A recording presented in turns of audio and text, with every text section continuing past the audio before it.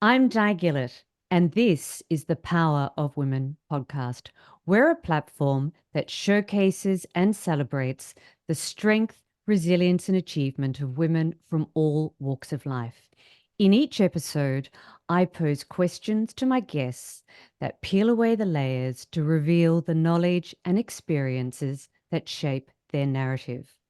So if you're feeling unseen, unheard, or simply looking for inspiration, then the Power of Women podcast is a great place to join in the conversation. But before I start, are you following the Power of Women podcast on your favorite podcast platform? The more followers, the more content we can bring to you. I'm excited about talking with today's guest, though, and we are talking to her in London or just outside London. She is a serial entrepreneur. In 2005, she launched mywardrobe.com, which at the time was the third largest online destination. In 2013, she was awarded an MBE for services to fashion and retail in the UK. In 2015, she launched Very.exclusive, the premium destination for Very.co UK. And in 2023, this entrepreneurial powerhouse turned her focus onto how to change the narrative and understanding around menopause, launching her latest online venture, justhotter.com. She will tell you, though, that the road taken has at times been a bumpy one, and whose hasn't. Joining me today on the Power of Women podcast is the fabulous at 50, Sarah Curran. Let's go, Sarah. How are you? Hi, I'm good. When you give that sort of background, it still doesn't really sort of land as though that's sort of me. I think that's quite common. All of those accolades, and it still doesn't resonate. Yeah. It doesn't resonate. Yeah, no, totally. So always still looking for the next thing to sort of get excited about, and quite often very quick to forget the past. Yeah, well, what do they say? It's a bit like childbirth. You wouldn't have a second one if you remember what the first one's like. So, This is very true. yeah. So, Sarah, could I ask just a couple of opening questions just so that we can get a little more understanding about you on a personal Of level? course. Where did you grow up? So I grew up in London and the south of France. My father is English, my mother's French. So I grew up with both those countries being home essentially. Mm, Um, but I often say that my heart is French and my head is British. But yeah, so between the UK and just in between Nice and Monaco in a place called Saint-Jean-Cap-Ferrat, which is fantastic. really where I feel myself, Mm. Do you because get back that's very kind of often? not as often as I really would like. Mm, But yeah, it's kind of one of those places where your soul feels kind of warm when you're there. That's kind of how connected I am to it. I love it. But brilliant. yeah. What what's the most powerful learning you've taken away from your childhood?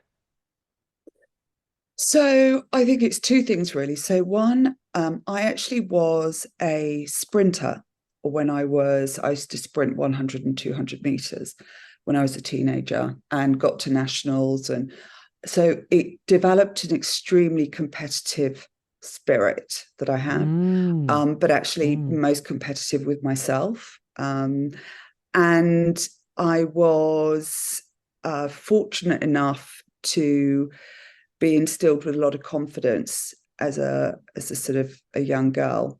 Um, and I think those two things have really are kind of rooted in my character and my personality. mm. I think there's a fantastic intersection between sport and professional pursuits, and Oh, particularly if you've done it competitively. totally. I think Yeah. you have to, it teaches you, I mean, don't get me wrong, this is, I never heed my own guidance, but it does teach you to sort of remain in the moment and don't get hung up on the past and how you performed in your last sort of meet or whatever it might be. So but yeah, and it was, so the competitive edge is, and obviously being a sprinter, it's the ultimate sort of fast sort of blitz.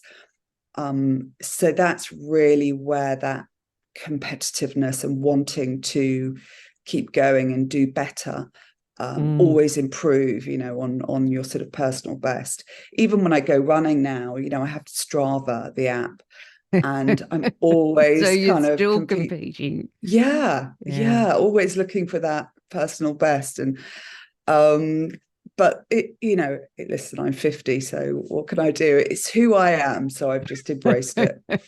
I think I might have a similar gene. I think you might. Yeah.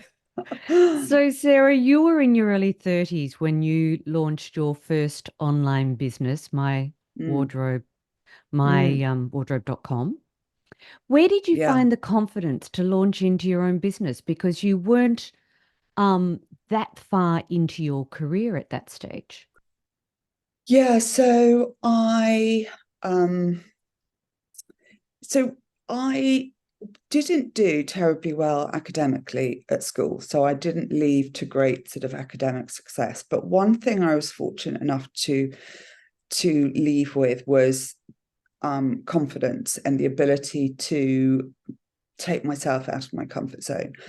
And I was taught, now I always remember the teacher saying, the world is your oyster. And I know that from experience and talking to people that sadly, it's not always the way. And often when we're at our most impressionable in our teens, we can often be told that we're not going to accomplish anything in life. Mm. But that can also be a really kind of key driver if used Well, it sort can of be a poke the bear constructively. moment, can't it? And it can Yeah, drive totally. you. So yeah, so I think this, without even questioning and without overthinking, when I went into my first business, I just went with, failure wasn't an option. I just went with this sense of self-belief. And that, has obviously remained in me, but now I understand the pitfalls and the dangers and the things that can happen. But I still have learnt to just, don't let good be the enemy of perfect. If you want to launch Mm. something, sometimes the first thing you have to do is just launch and then perfect. So yeah, so it was, that was really, I think, a key part of where wardrobe came from, Mm. and how it sort of developed was just this unquestionable sort of belief. Plus, I think we had a solid differentiator in market. Yeah. Um, but no, it was, I didn't go to business school. I didn't go to university other than University of Life. And so You can yeah, I think of plenty didn't. of entrepreneurs with a similar backstory to be Yeah, and candid. I do, So, and I think that it is that just do it kind of mentality mm, without the need to have everything sort of perfectly timed, because mm. life often just does not allow us to organize ourselves that way. Yeah, I love the And way you said that because I mean you could forever put off getting out the gate if you're trying to totally, perfect it and yeah. there's always an excuse not to get going. So, There's it's never a perfect time. There's mm, always something, and then mm, before you know it, the opportunity has kind of fizzled, mm. and then your energy level kind of withers on the vine to a certain extent. So no, so I found that with all three, it was very much an action first driven sort of motivation. Yeah. Your then husband was your business partner Mm. in my wardrobe. Good decision or bad to combine personal and professional? I mean, great decision for the business, terrible decision for the marriage, because Mm, I think we both acknowledged that we invested more of our time into the business than as a couple, and um, I think the challenge that you have when you go, even if you're not, even if your business partner isn't your husband, you always have to have that honest conversation to ensure that there's no overlap and there's no sort of power struggle and frustration and resentment that might build. So mm, Andrew and I both at the start had very um, different skill sets. Mine was the brand and the creative and the direction and the vision, and he was very much the force and the action and the operations and all these sorts of things. And then I think as it grew and there was a need for someone to be the face of the brand, um, and obviously it was women's wear, multi-brand retailer. So talking to magazines, it made obviously more sense for that that to be was me. you. But Mm, there was a growing resentment from Andrew. And so it led to um, to a very difficult period, and the mm, decision to sort of separate and divorce came at the sort of consequence also in the crumbling of the business. mm. Um, so yeah, it was it a good thing? It it was, Hindsight's very valuable if, well, absolutely. yeah. Mm, Um, so no, I mean, there's always a lesson there, and that's what I always try and focus on for all future endeavors, is about making sure you don't repeat previous mistakes and make them yeah, lessons and opportunities to learn, as yeah, opposed to just perpetuating that the sort of cycle. yeah, understand. So life as a female entrepreneur, whilst exciting, can really be a difficult path Mm, to tread, and female entrepreneurs face challenges that have been well documented and spoken about: gender bias, limited access to funding, lack of mentorship, balancing work and family mm. and work responsibilities. If we look at each of those points individually, Sarah, could you share with us what your experiences have been as a female entrepreneur? Perhaps if we start with gender bias, have you come up against that? I certainly didn't feel as though I had a blocker in that way, as many women do. But I think that that's because I sort of created my own path, as it were, and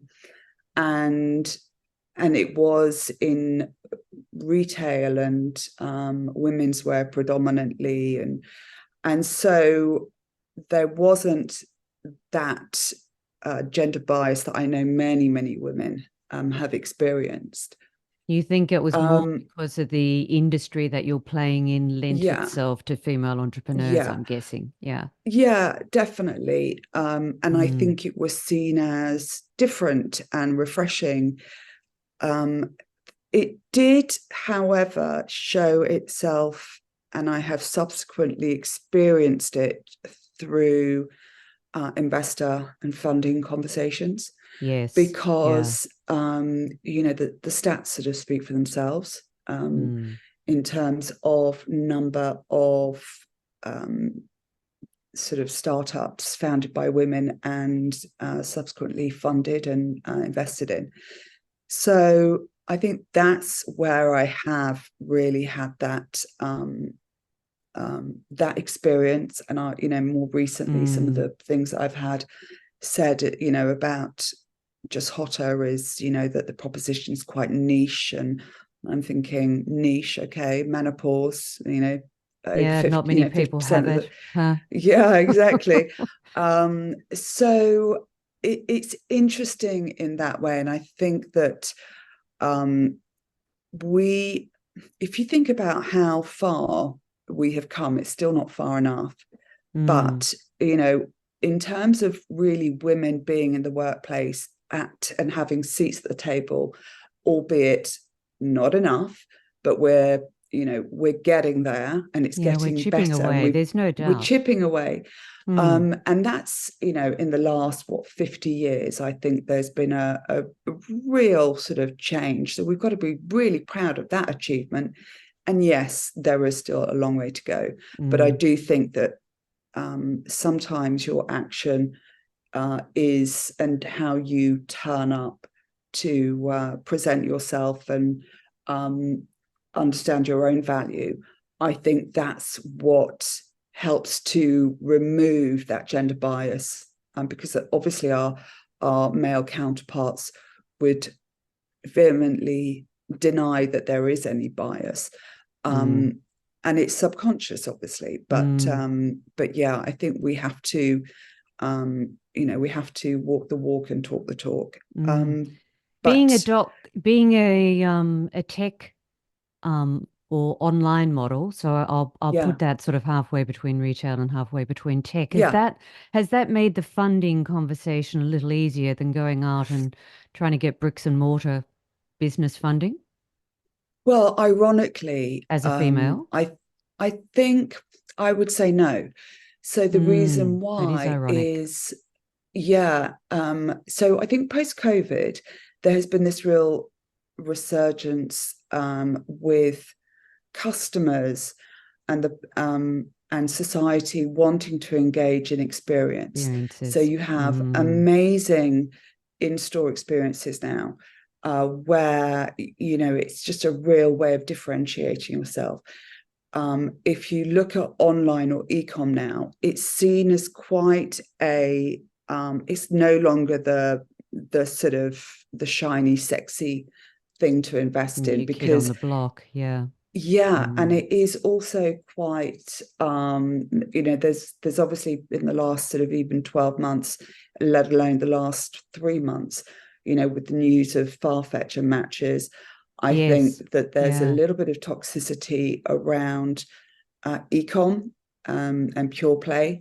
So Mm. it hasn't necessarily it's not the sector to be in at the moment. Investors Mm. like the buzzword. They all like to feel that they're investing in the next big thing.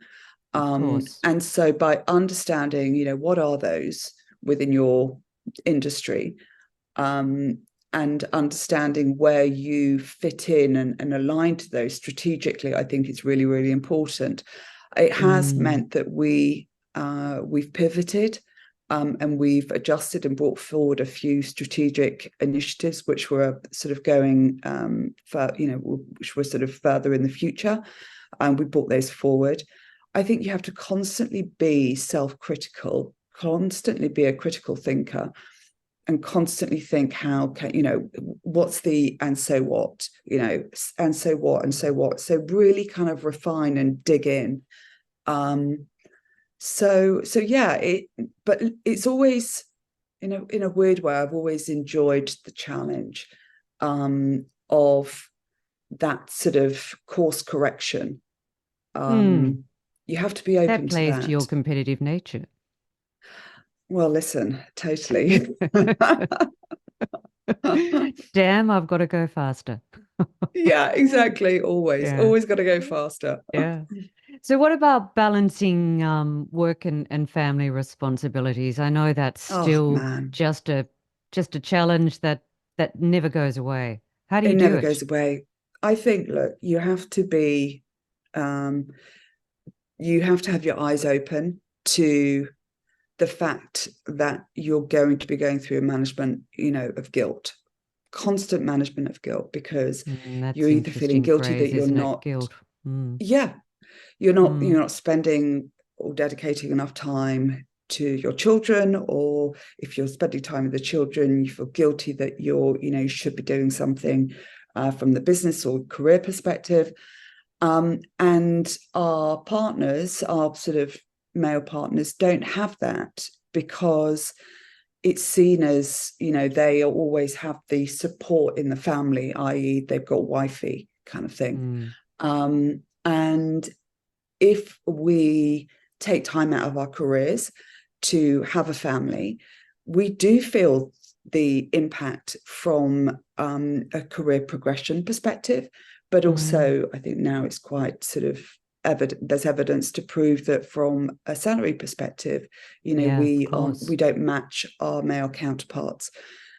And I think sometimes we have to accept and control what we can.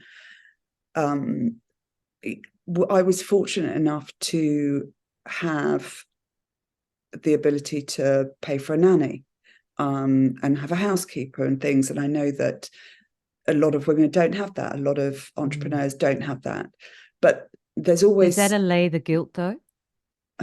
No. I'm sure it's damned helpful, but does it... I'm sure the guilt still creeps in. The guilt is still absolutely there. You have to learn to just let it go, because you rather than waste that energy in beating yourself up, accept that you've put yourself in this position because you want to, and that is okay. It's okay to be to be ambitious and to be career driven whilst also wanting a family. And I think it's about making sure that there will be many who will thank you for saying that, Sarah, because I mean, well, it's a fact. I think it's about being present in... It's okay. What you have to do is realize that when you're, when it's family time, you're present in that moment and you give your attention, rather than trying to give attention whilst also trying to write an email, because, the child feels it. And also when you're in a meeting, you're absolutely present. Of course, there's always going to be curveballs, but let's just quit wasting energy on beating ourselves up over something that essentially we want. We want to pursue the career, we want to start a business, we want to have a family. That is okay. Try and sort of understand, and listen, that nothing is ever perfect. And again, accept that, know it, expect it. And I think the more you can expect these sort of challenges, the more you'll be prepared when you're experiencing them, versus the assumption that it's all just going to be perfect and easy. Like that is not life. Life is meant to be that challenge. Particularly when you feel it with a lot, as you have. And and on that, my wardrobe, it was that business came out the gate as a darling of the market incredibly quickly. And sadly, as you've already prefaced earlier, it went into decline, and your marriage went into decline, and ultimately, I think it wound up in about 2013 or thereabouts. Yeah. How and there's probably two questions in this. I mean, you can say how does a breakup of marriage affect your confidence, and I'm sure that's one thing. But I'm more interested through the lens of professionally being a female entrepreneur, putting yourself out there, and being on stage and having had the accolades. How did it impact your confidence when ultimately the business fell over? Albeit, I suspect you might have stepped out of it before it finally toppled, had you not. Yeah, I mean, it really it affected me tremendously. It was probably one of the hardest experiences of my life, because at the same time my marriage was crumbling, and we were, and it was an exceptionally aggressive, unnecessarily aggressive divorce and period, and experience. And I was... So from about 2011 is really when the marriage just crumbled. it led to um, me having this nervous breakdown, because at the same time as the marriage was crumbling, the business that started really from a place of real love and passion and purpose started to split. So as Andrew and I separated, there were almost two sides that formed, there was a team Sarah and a team Andrew. Team Andrew. Yeah. And the investors and the CFO and the then CEO were all team Andrew, and all the key, the staff and everything were very much The left supportive of brain me. went with Andrew and the right brain went with you. Yeah, Yeah. totally. And so I stepped aside from 2011, and then I was starting to be kind of very much iced out of key directional conversations and meetings. and then I decided, it was just too toxic for me. It was so toxic, so many toxic male egos. And I took, it's really interesting, when it's a man's entrepreneurial or business journey, they talk about the successes and the failures, and they say that the failures, are the making, can be the making of you. When it's a woman, and Be what breaks you're, you. yeah, and it's also then you are, you're sort of, you've got a scarlet letter to a certain extent. Yeah. Tarred and And feathered. yeah, totally. And so, and bearing in mind that all the key decisions around, and I remember calling out at the time and saying to that sort of leadership team, we're not, you can't go after the matches and compete in that space, because we don't have that marketing budget to acquire that new customer. And also you're going to alienate all the existing customers that had kind of joined us and were fans and loyal customers. Because the price point was going up, and it wasn't, it was kind of Wasn't where was you no positioned longer, it. yeah. And then, so sure enough, what happened, it became this sort of circling the drain kind of thing. It was a bit of a death spiral.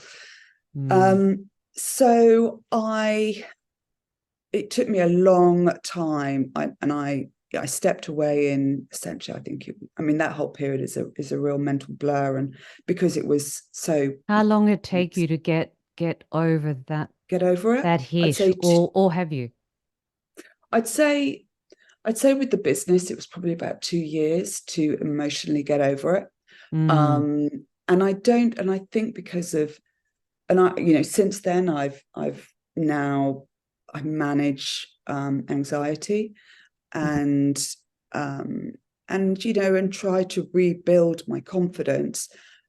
But then, because there was the personal breakdown of the marriage and the impact that had on Jake, my son, um, that lasted a lot longer. But then I still don't regret anything, because you have to take every experience as the positives and the negatives of an experience. You have to take the lesson from it. And otherwise, you end up with so many monkeys on your back that you literally, you're sort of flawed. So it has made me more resilient. And but it has also made me a little bit of a hard person to find a sort of to find a job at times. So I create my own opportunities, and I think that's where then things I kind think of you're born to be an come from. entrepreneur, Sarah. So I'm not sure that that's all negative. Yeah, no, totally. Listen, Yeah. everyone's life is has its highs and lows, and mine is absolutely no different. Yeah. But yeah, I still find myself extremely lucky, to be Yeah. honest. Terrific. Coming up, more with Sarah Curran. So, Sarah, let's turn up the heat. You still have an entrepreneurial appetite, and after 20 years in the retail industry, you've now turned your focus on how to change the narrative and understanding around menopause and the various changes and stages. And as a female who's now just turned 60, I get this only too well also. I'm suggesting, though, or am I right in suggesting that your decision to go down this path comes from a personal experience or finding? Yeah, without a doubt. Yeah, And firstly, can I say, I still cannot believe that you're 60. I mean, neither like, can you're I. an absolute poster girl for, how to define your own age. Thank you. Um, Thank so, you. I mean, Very kind. and I think that that was, to a certain extent, has hotter come from my own personal experience, without a doubt. Mm, And from my experience of managing the menopause, managing the symptoms, managing the emotional and the physical challenges. And also, I started to look at, there's this sort of perception of what 50 or a menopausal woman in the media and in society looks like. And I mm, was looking at these pictures and mm. I was saying, I'm sorry, but that is not me. Yeah, I get Um, that. and yeah, and so it was about creating this new space where the menopause, or where my and our target demographic, us, we're not a drop down Yep. category. We're not sort of outside of the bullseye. We are the bullseye. Mm, And we're a space that creates aspiration, inspiration. It's sexy, it's fun, unapologetic. yeah. That's kind of it was, this empowerment I was going to say to, that, I mean, everything you've just said reeks of empowerment. yeah. And I think that, again, it's about defining your own terms. Don't listen to what society tells you. Don't listen to what, because you know, society changes in line with how we, and our sort of, our cohorts, our generation adjusts and says this is how it's going to be. It's Mm, that sort of, if you can see it, you can be it. And exactly. so, yeah, I'm not going to look at 50 and think, okay, well, I'm going to disappear now, um, because I'm not going anywhere. Yeah, I'm with I've you. still got sort of years and years. And I mean, the idea of not working, for one, terrifies me. I'm a long Mm, way off that, obviously. But so if I'm just supposed to be invisible, that doesn't work for me. mm, So yeah, it was about changing the narrative around this sort of assumption, or this society's view on female aging and what is sexy at 50 plus. You are defining what 60 looks like. I mean, amazing. you yeah. you know you look better than some 30-year-olds. So, and yes, The and it was crazy about, hair, Sarah. no, it's more than that. It's the spirit, it's your Oh, soul that is ageless, and just has its own style. thank you. And I think that when we look at the menopause, historically, the sort of the way of managing it has been HRT. I never liked anything that impacted on my natural hormonal balance, so I was Hmm. never on the pill. And so this was going to be no different. And so actually, it took me down a few rabbit holes of research. And then I Mm, realized that actually, from the West to the Far East, the way that we deal with menopause is very, very different. The way that we deal with aging is very different. mm, And there's a lot that can be, learned from looking at Japan, looking at South Korea, looking at China, versus this mm. crazy Western sort of view, society's view on beauty and age and Mm. menopause and I think there's a symptoms. And fantastic intersection in health and well-being in East and West, and getting that balance right. And I know I have pursued that yeah, for decades. And whilst personally yeah, I have pursued an HRT path, it's not a big pharma yeah. solution. It's a very alternative solution that the Western doctors are always expressing their concerns about, but it is about how you manage it with all the right checks and balances in place. Yeah, And I wouldn't do it absolutely. any differently. Totally. And I think that whatever works for you, there's no judgment here, but That's we right. just need options, and Mm, we need to educate ourselves. And to a certain extent, we need to take control of our own health and wellness and our mm, nutrition, and realize that, particularly when it comes to the menopause, even more so, that our diet and our routines dramatically impact the severity of the mm. symptoms. Yeah.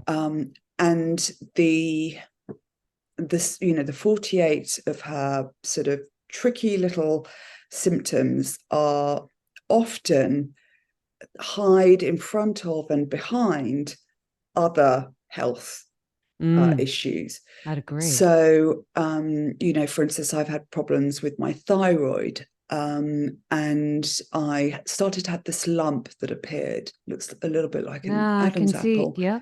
Yeah. Yeah, and that came about sort of 7 years ago now, and of course it's linked to the menopause, but the doctors didn't make that connection. They treated it separately. And Mm. so again, and just when I always sort of say that the menopause she's like a slippery fish, because just when you think you've Nailed got it. your hands She around it, it's presents kind of, something else. she's off. Yeah. Yeah. Yeah. So it's Yeah. always, it's about listening to yourself. It's about understanding what foods have an impact, how alcohol is impacting you, and actually, is Mm, that something that serves you anymore? mm, It's because it has so many impacts on on our sleep, on our energy levels, on weight, mm, on anxiety, all these things. mm. So yeah, I sort of went through a few sort of biohacking sort of rabbit holes, and I loved it. And I realized what sugar, how that impacted my Yeah, well, that's my my my. night sweats. I'll come back to sugar if I may Yeah. soon. Yeah. But So, so it was really about offering solutions to the actual symptoms, the menopausal symptoms. So we break it down on the site in terms of shopping by those symptoms specifically. But yep, then also, as we get older, obviously our skin changes, our hair changes, and that's linked also to the menopause. And so there's of solutions course. around that. Mm. And All the sometimes, impacts of loss of estrogen and progesterone and all of yeah, and those also the things in self decline. identity. Yeah, our sort of Mm, self identity and confidence can also come with lack of connection to sexual self. So there's, mm. it's about sexual empowerment as well, to And then kind it's of all bring linked to it. the It's unseen all piece connected. because people are choosing to be unseen because they're not feeling at their visible best. Totally, It's totally. a vicious circle. Yeah, Mm. yeah, absolutely. So, what was the most impactful point where you went, I'm going to take this damn thing by the horns and do something about it? The fact that there still was nothing out there, Mm. and the landscape was completely wide open. And but the conversation was starting to be had around the menopause in the mainstream media, which was a which was not the case maybe even 3 years ago. Yeah, I agree. Um, and so I just sort of followed the breadcrumbs really, and didn't let anything sort of stand in my way in terms of the awkwardness of having the conversation around menopause. Mm.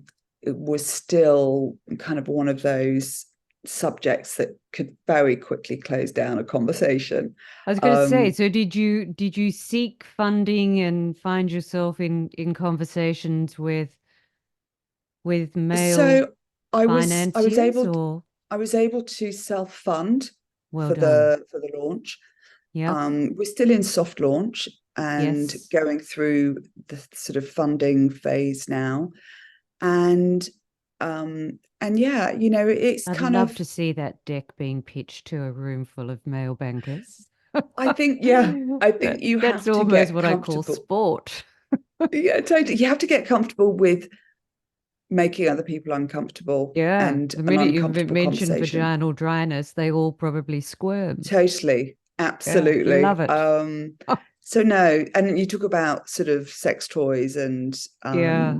you know, sort of sexual empowerment, and yeah, there's Well, that's a definitely, fascinating category, isn't it? Because that was such a hidden, dirty word, and now it's become yeah, a very overt category, albeit that, the market leader has been based in the UK forever and a day. But yeah, it's a changing space of it's come from a hidden purchase to no issue leaving it on your bedside table. totally. And I think the important thing to realize is that as women, we have so much shame that's Mm, put on us, from our mm, periods to around pregnancy, and if there's the sort of, if you breastfeed, you're a great mother. If you don't, then you're terrible. mm, Masturbation, mm. it's completely accepted for men, but makes you a slut if you're a woman. Menopause, aging, all these things, and it's like, come on, when are we going to stop this? Yeah, This has to yeah, stop. And yeah. no one asked, no woman, no teenage girl has asked to find herself in that, and everyone's gone through it, where they're at school and they start their period and they're Had an leaking through their accident skirt. and yeah, Yeah. yeah, And yeah. and so it's, I think we just need to be a little bit more open Mm. about the shame. And So if you bring that back to um a workplace, Sarah, I mean, I cannot recall really any female citing symptoms of menopause being a reason why they're not feeling, up to it mm, on a certain day, yeah, or lack drop in productivity. Do you ever yeah. hear about it in the UK? um so I think Or it's would you be definitely knocked down becoming, and it would be you'd be marked down for it? I have never heard previously a women talking openly about menopause in the workplace and how it impacts the productivity. And I think there's a reason for that. And it's the fear of, Mm, you know, saying my productivity has been impacted, yeah. because what does And that then the mean for the penalties that future? that come on with that, yeah, that follow on. Totally. And Mm, and I think what's starting to change, and this I think has been a few things which have started to change the way that we talk about it as society. We have a lot more female leaders around the board table and in sort of senior leadership at and sort of within the chief people officer or HR, and mm, talent. And so they're bringing their own lived experience into the topics and the agendas, and making those changes to governance and to their corporate sort of handbook. But I mm, think also there's a lot more men who are a lot more supportive, and yes. have women in their lives who have gone through the menopause, and so understand that it's kind of a masked sort of phase that you're going through, where you just would not know. And I think as women, we do carry that sort of thing of like, we can't be honest because we don't want to appear weak, Yeah. and not up to the job in comparison Mm. to your male colleagues. Where in fact So these admission things, can be power. It's just depending on who the audience is. yeah. And, Mm. there've been a few sort of failed PR sort of blunders on in the UK around these sort of gimmicks, where, a menopause handbook comes with things like, a jelly baby for, the moment you want to rip someone's head off, a tea bag because everything's better with a cup of tea, things like that. And that I can see why someone would think that it would be a sweet thing to do, but it's patronizing, It's it's patronizing. insulting, I agree. it I agree. diminishes what women go through. Mm. If you've got nothing supportive and constructive and intelligent to say, it's best to shut up when it comes to the Yeah. menopause, Yeah. because you will get absolutely sort of attacked. Mm.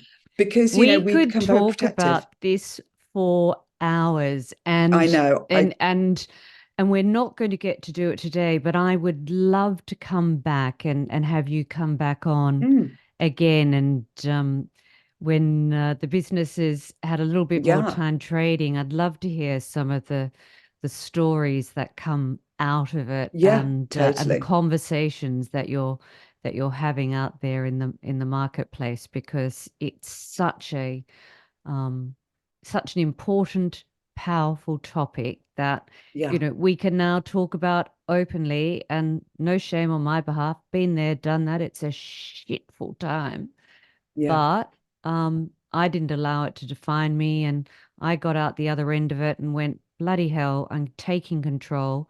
I gave up totally. sugar last year and I've lost 16 kilos. So it doesn't That's have to incredible. define, Yeah, what the end game is because I'm in better shape and well-being and physicality at 60 than I was at 50. So which is it's inspiring. so I love that. there's a lot of upside if you take the bull by the horns in my view. Completely, So completely agree. brilliant. Completely agree. Sarah, I normally would ask a few Power of Women questions, but in the interest of we've only got a few moments left, Mm. I would love to know what is a phrase that defines you? I think either the bigger the challenge, the bigger the reward, or like a dog with a bone. I love both. I love both, and I suspect both fit. Yeah, yeah. I have a Fantastic. saying for every occasion. Brilliant. Thank you, Sarah, and thank you for listening through to the end of our podcast. If you've enjoyed this episode or other episodes of the Power of Women podcast, please follow and share with friends and colleagues as we try and build the audience. We can be a little bit hard to find because Power of Women is quite a popular phrase, as you can imagine. So to find us, look up the Power of Women podcast with Di Gillett. And you can also follow me and the platform on LinkedIn, Instagram, and Facebook. Or you might choose to have a conversation with me directly via the website, powerofwomen.com.au, and let me know if there is a guest or a topic that you'd like me to chase up. Until next time.